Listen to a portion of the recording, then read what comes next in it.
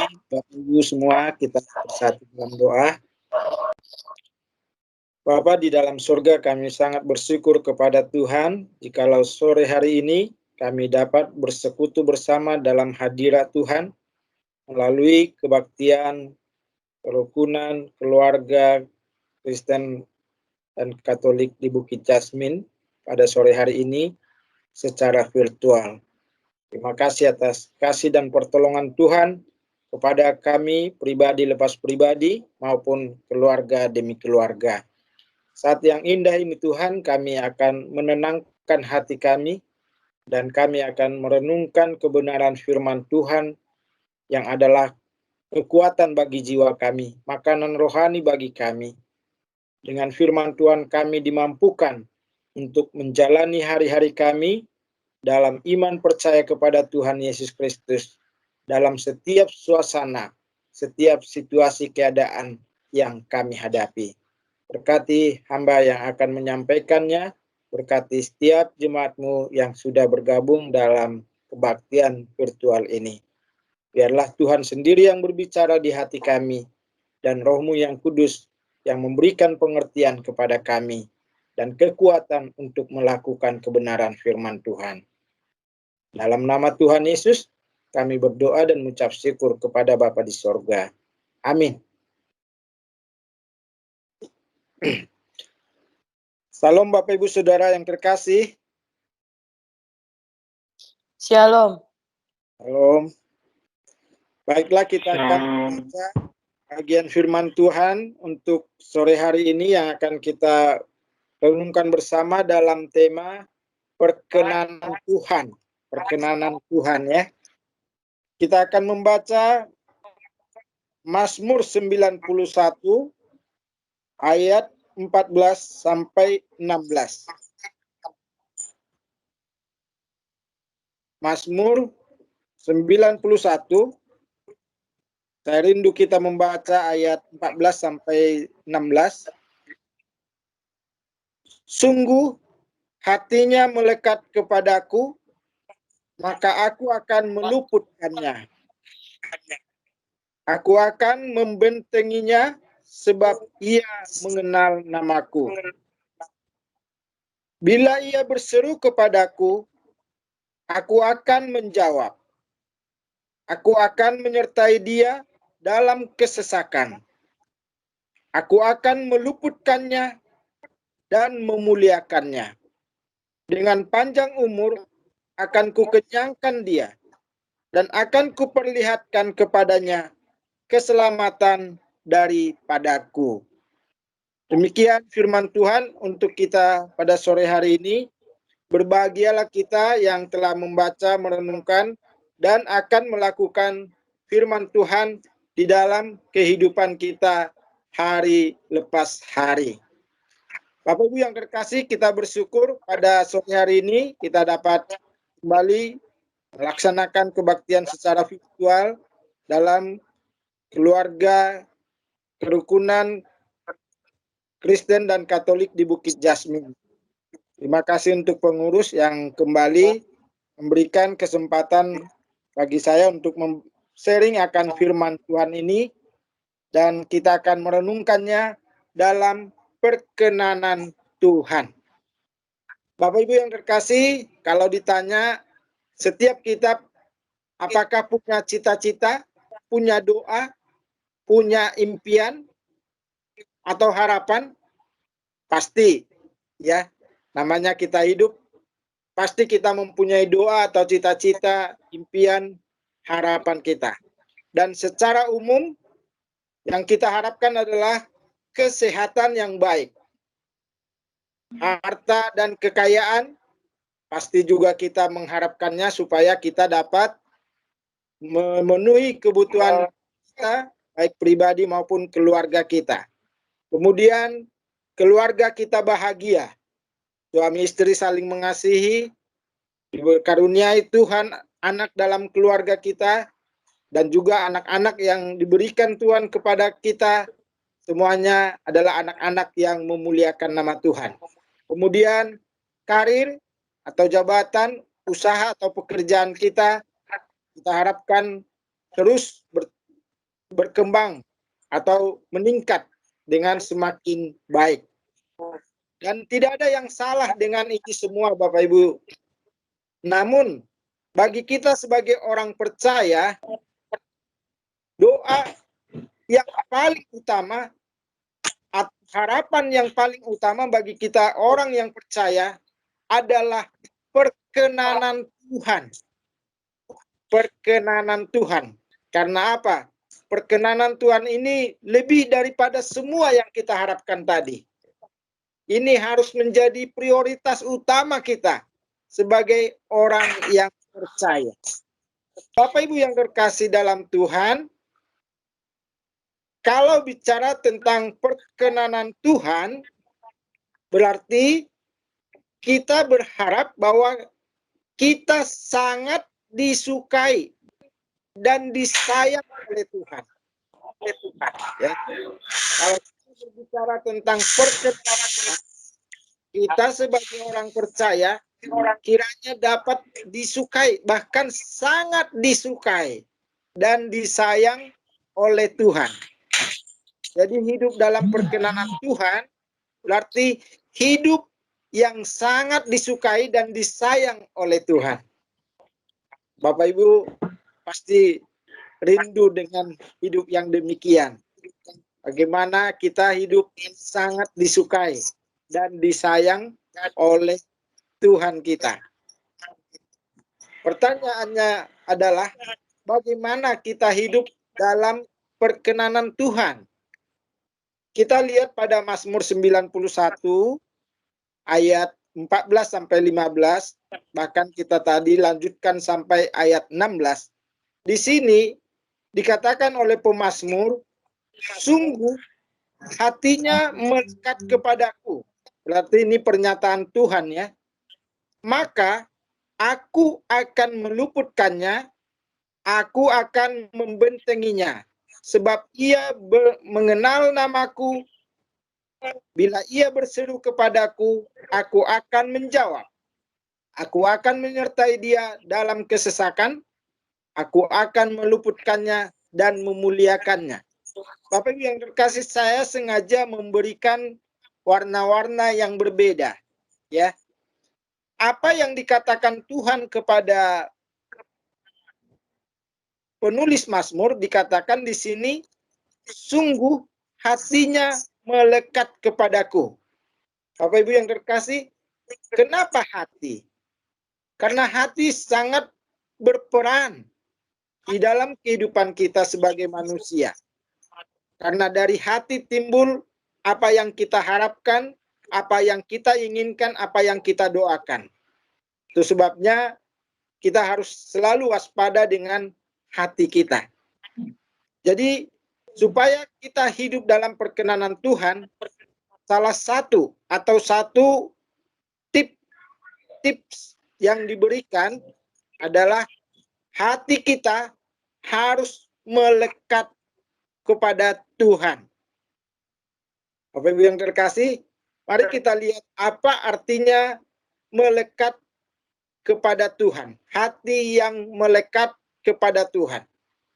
Hati yang melekat kepada Tuhan yaitu hati yang selalu mengarahkan hatinya, pikirannya, kehendaknya, dan selalu mengasihi Tuhan, dan selalu menginginkan apa yang dikehendaki oleh Tuhan. Dalam Mazmur yang kita baca, kata melekat itu dari bahasa Ibraninya kesak gitu ya, kesak, yaitu mengarahkan hati, condong, selalu jatuh cinta atau mengasihi dan menginginkan. Jadi manusia yang berkenan di hadapan Tuhan adalah manusia yang selalu mengarahkan hatinya dan selalu rindu mengasihi Tuhan dalam segenap kehidupannya. Selalu menginginkan apa yang menjadi kehendak Tuhan dalam kehidupannya. Dan kita berharap Bapak Ibu semua dan saya menjadi orang-orang yang demikian. Bapak Ibu yang terkasih, mari kita melihat siapakah penulis Mazmur 91. yang menjadi nas firman Tuhan yang kita baca. Kita tahu bersama bahwa Mazmur ada 150 pasal atau 150 nomor, ya. Dan paling banyak yang menuliskan Mazmur itu adalah Raja Daud. Tetapi pada Mazmur 91 ini, nama penulisnya tidak disebutkan. Dan ciri-ciri penulis Mazmur di sini dikatakan orang yang duduk dalam lindungan yang maha tinggi. Yang kedua, dia bermalam dalam naungan yang maha kuasa. Ini ciri-ciri yang dapat kita lihat kalau kita membaca keseluruhan Mazmur 91.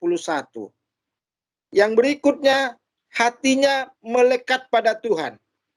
Dan itu disampaikan, dinyatakan sendiri oleh Tuhan. Dan selanjutnya ciri-ciri yang terdapat dalam Mazmur ini adalah memproklamasikan atau memberitakan perbuatan-perbuatan Tuhan dalam kehidupannya. Kemudian dia selalu mengimani kesetiaan Allah dalam kehidupannya, baik suka maupun duka.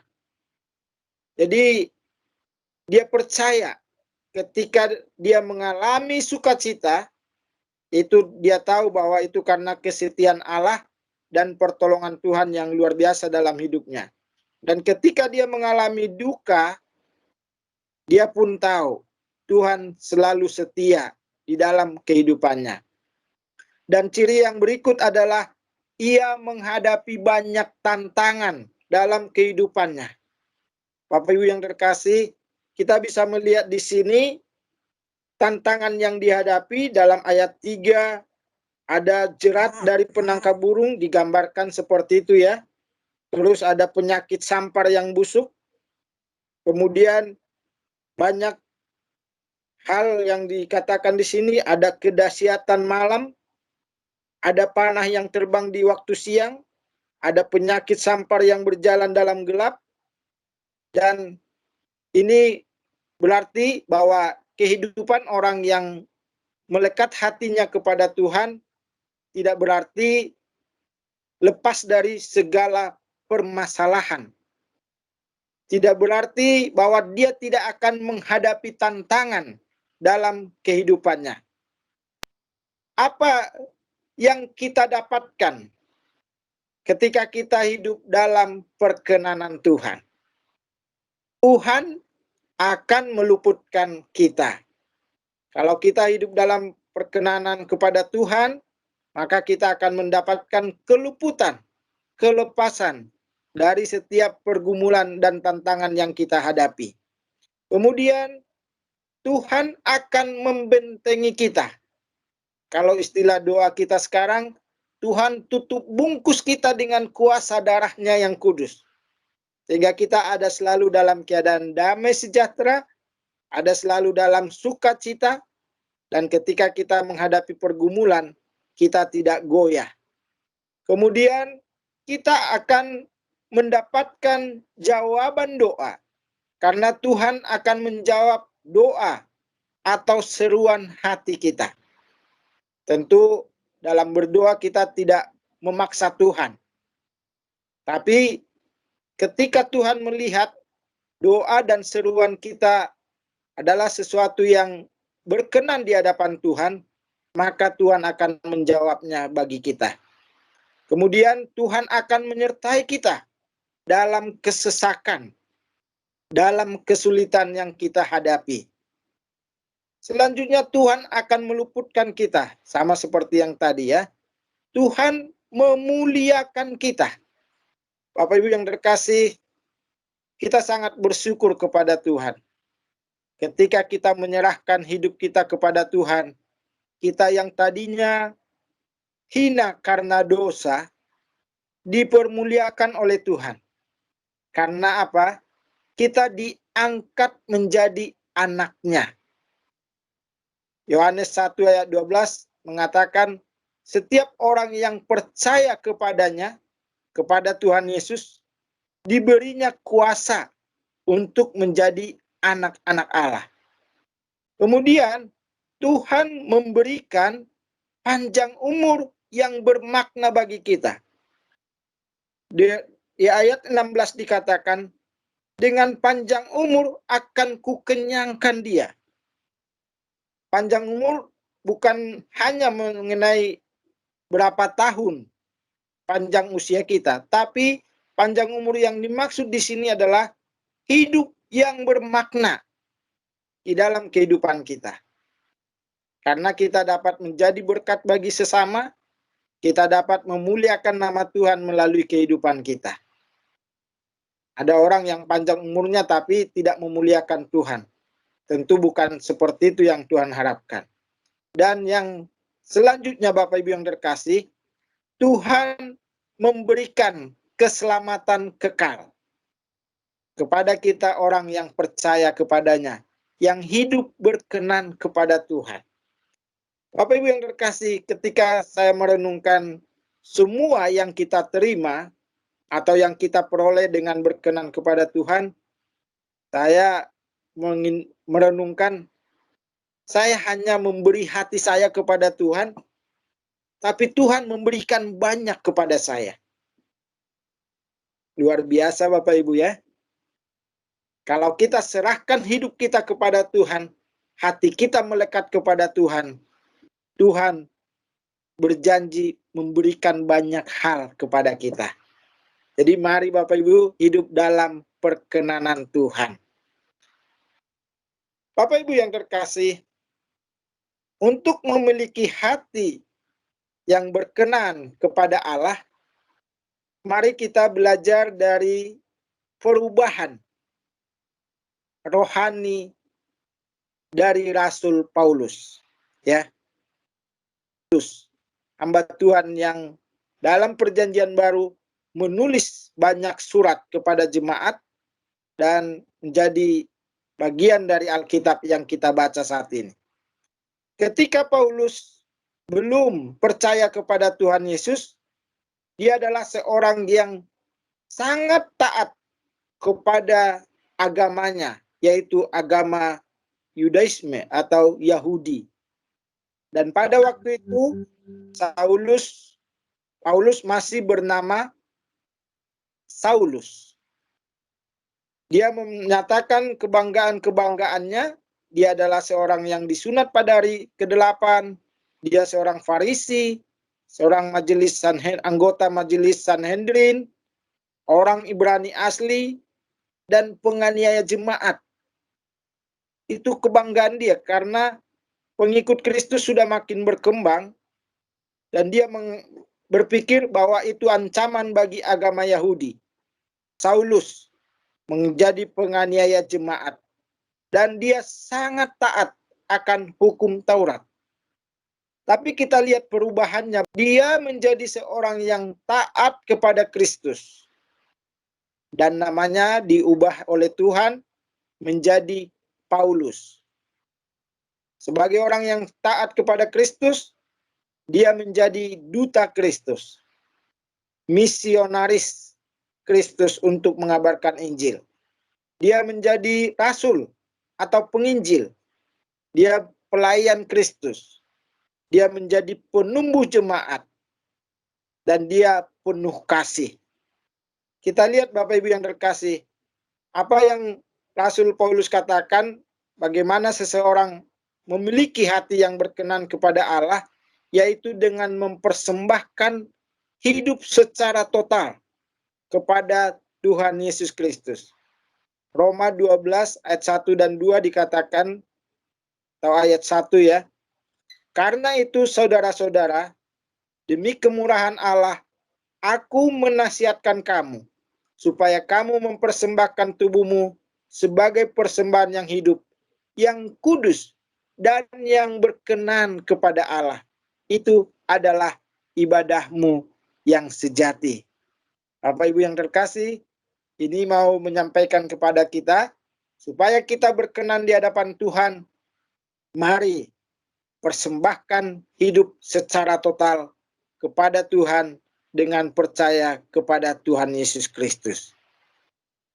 Bagaimana kita menjadi seperti Paulus dan menjadi seperti penulis Mazmur 91? Bapak Ibu yang terkasih, nama kita sebutkan diri kita masing-masing. Siapa nama kita? Selanjutnya, kita sendiri menyerahkan hidup kepada Tuhan dengan percaya sungguh-sungguh secara pribadi dalam nama Tuhan Yesus. Inilah yang disebut iman yang hidup. Iman itu harus pengakuan sendiri, Bapak Ibu yang terkasih. Itu sebabnya pengakuan iman rasuli tidak menyebutkan kami percaya, tapi kita sebutkan aku percaya. Jadi kita sendiri menyerahkan hidup kita beriman dengan sungguh-sungguh dalam nama Tuhan Yesus. Selanjutnya, hati kita selalu melekat berpaut kepada Tuhan dengan berdoa, beribadah, merenungkan firman Tuhan dalam hidup kita. Selanjutnya kita menyaksikan perbuatan-perbuatan Tuhan yang begitu besar dalam kehidupan kita. Dan selalu bersyukur atas kesetiaan Tuhan bagi kita dalam setiap kehidupan, baik suka maupun duka. Oleh sebab itu, Bapak Ibu yang terkasih, mari kita selalu hidup dalam perkenanan Tuhan, ya. Kita selalu memikirkan apa yang Tuhan mau di dalam kehidupan saya. Apa yang Tuhan rindukan untuk saya lakukan dalam kehidupan saya. Baik di tengah keluarga, di tengah pekerjaan atau usaha kita, di tengah gereja, dan di tengah lingkungan kita bermasyarakat. Seperti di Bukit Jasmin. Dan dengan kita selalu hidup dalam perkenanan Tuhan, kita yakin dan percaya Tuhan akan menolong kita untuk melakukan kebenaran-kebenaran firman Tuhan. Untuk kita menjauhkan diri dari perbuatan-perbuatan yang tidak menyenangkan bagi Tuhan. Dengan kita membaca firman Tuhan, kita menyadari perkataan, tindakan, sikap yang kita lakukan, apakah itu menyenangkan hati Tuhan atau tidak, berdasarkan kebenaran firman Tuhan. Dan Bapak Ibu yang terkasih, ketika hidup dalam perkenanan Tuhan, percayalah akan setiap janji Tuhan dalam kehidupan kita. Saya percaya Bapak Ibu yang terkasih, ini merupakan kerinduan kita semua. Saya percaya bahwa saudara-saudara seiman rindu untuk hidup dalam perkenanan Tuhan. Rindu untuk selalu menyenangkan hati Tuhan di dalam seluruh hidup kita. Dan mintalah kekuatan dan pertolongan dari Tuhan melalui Roh Kudus yang telah diberikannya dalam hati kita masing-masing. Kiranya Tuhan menolong dan memberkati Bapak Ibu semua. Amin. Mari kita berdoa.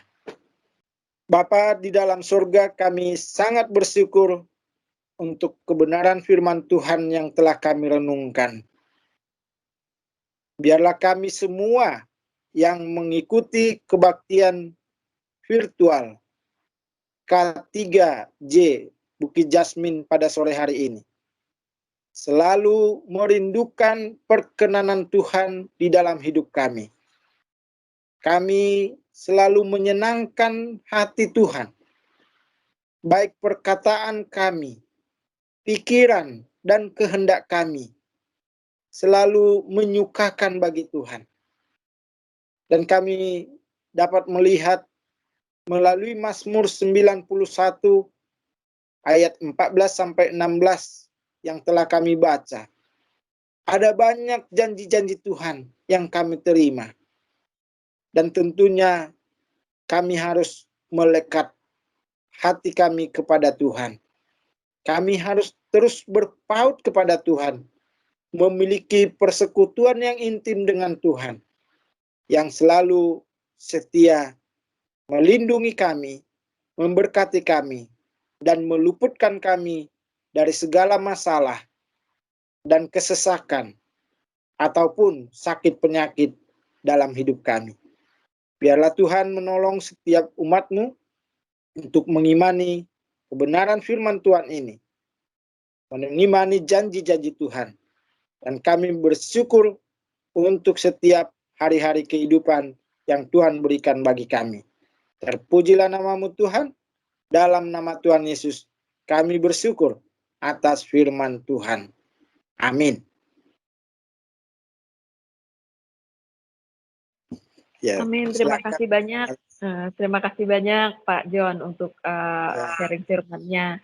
Kiranya firman Tuhan ini selalu mengingatkan kita ya, supaya kita bisa selalu hidup dalam perkenanan Tuhan. Mengingat kita menjalani hari-hari ini banyak sekali godaan, banyak sekali yang kadang-kadang itu menjadi kendala buat kita. Tapi karena firman ini tadi, semoga ini bisa menguatkan kita.